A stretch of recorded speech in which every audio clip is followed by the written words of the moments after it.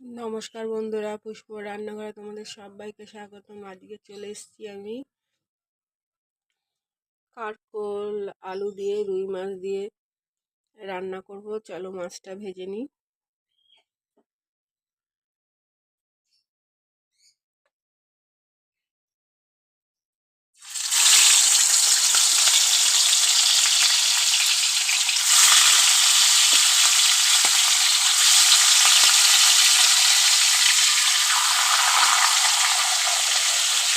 দেখো বন্ধুরা, মাছ ভাজাটা আমি তুলে নিয়েছি।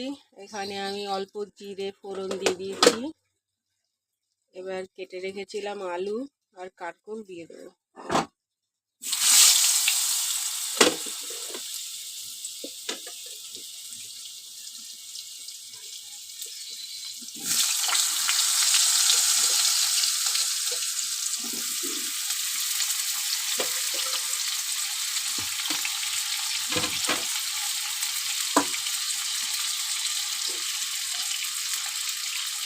এবার আমি এটাকে বেশ একটু লাল লাল করে ভেজে নেব।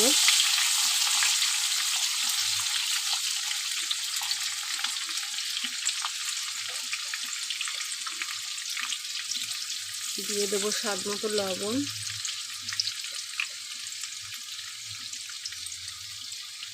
আর একটা লঙ্কা,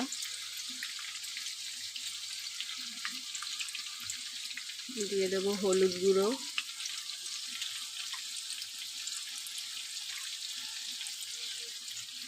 লঙ্কার গুঁড়ো দিয়ে দিলাম হাফ চামচ। এবার একটু ভেজে নেব ভালো করে।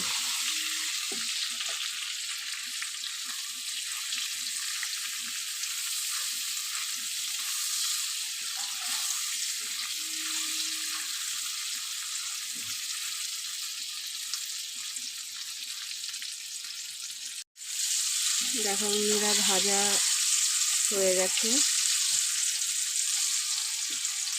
এখন আমি জল দিয়ে দেবো।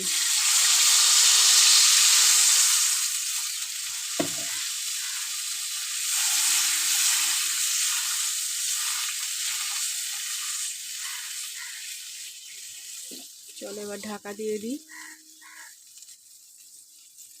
5 মিনিট ফুটিয়ে নেবো ঢাকা দিয়ে। দেখো বন্ধুরা, আমার মাছের ঝোল সুন্দরভাবে ফুটে উঠেছে। এখন ভেজে রাখা মাছগুলো দিয়ে দেবো।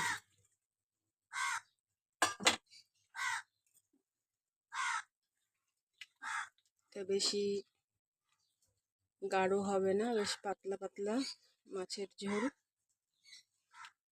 চলো আবার আমি একটু ফুটিয়ে নিই। দেখো বন্ধুরা, আমার কারকোল আর আলু দিয়ে রুই মাছের ঝোল ফুটে গেছে। এখন আমি সেই আমার সিক্রেট মশলাটা দিয়ে দেবো। তোমরা কিন্তু কেউ এখনো বললে না এই সিক্রেট মশলাটা কি। চলো এবার আমি নামিয়ে নেব।